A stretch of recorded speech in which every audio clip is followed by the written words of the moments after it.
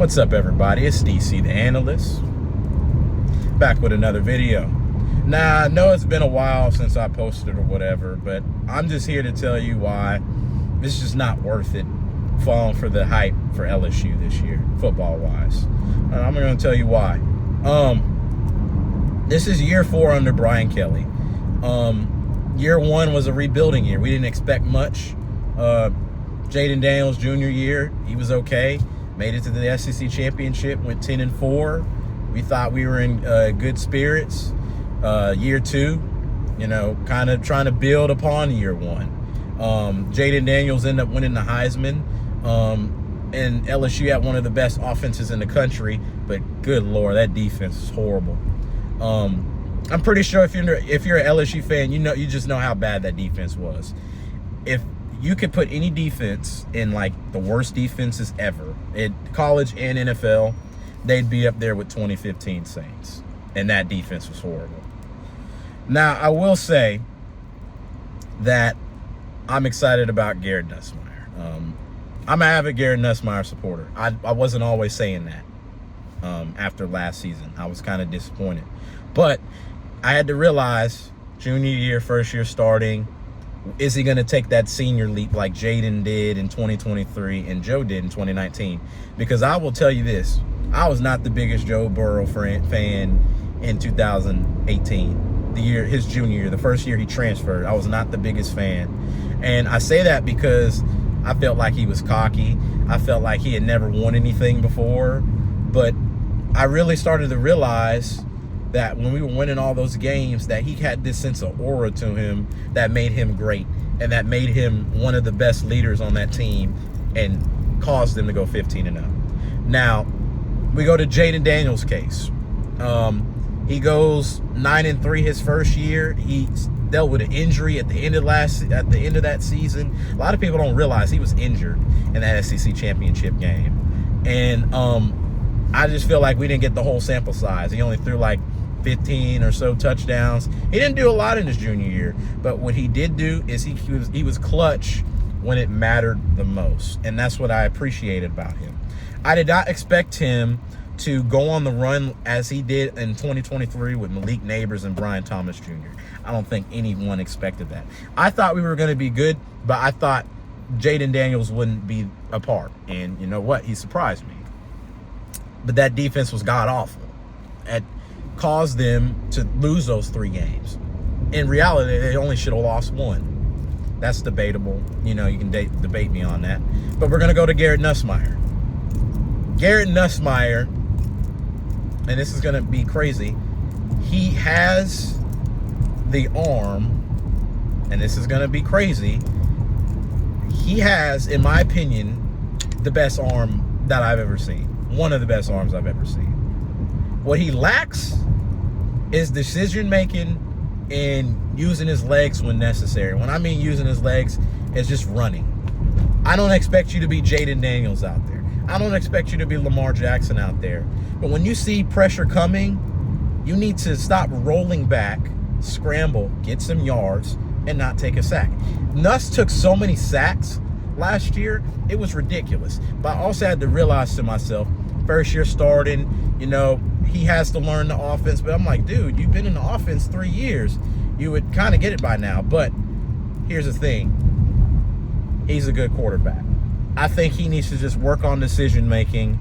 I think he'll be a good quarterback. I think he'll be number 1. I think he wins the Heisman. Bottom line. But here's the reason why I don't think you should be hyped up. And you can disagree with me all you want. You have your own opinion. Brian Kelly has never won anything. When you really think about it, he's never won anything. The 2 times where he's gotten close to the national championship or the playoff, was in 2012 when he played Alabama that was stacked with NFL talent. His offense got destroyed. Notre Dame had no business being there. We go to 2018. He plays the stacked Clemson Tigers in 2018. That team was stacked with Trevor Lawrence as a freshman. He couldn't do it. And I will just say this. We should have known because Ian Book was a quarterback. Don't ask me why. But 2020, he beats Clemson.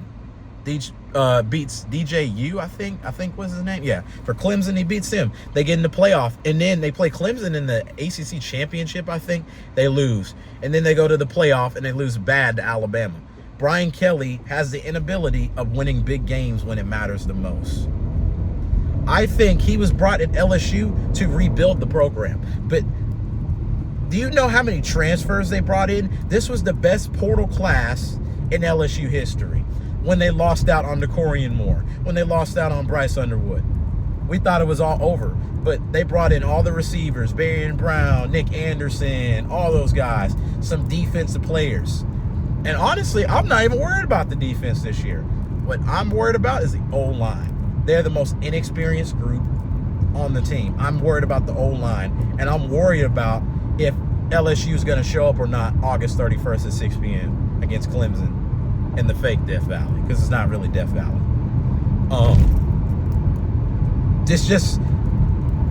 I don't expect much from Brian Kelly.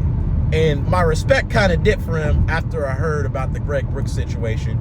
You can kind of research that on your own if you like. I'm not going to get into it. But it just kind of seems like, man, this dude's kind of a piece of crap, you know? It's like, who would respect this guy? But I guarantee you, if he brought a championship, people will respect him more. People in the state of Louisiana and people that are LSU fans or diehard LSU fans feel like he's not authentic. And I can see where they're coming from with that. But you have to win at LSU. It's been proven. You have to win at LSU or they're going to give you the boot out. It happened to Coach O. He wilded out after he won the national championship.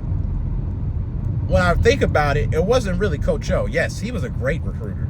I don't think anyone could debate with that. Great recruiter. He could motivate me to make a sandwich. He's kind of that Dan Campbell type, if you hear what I'm saying.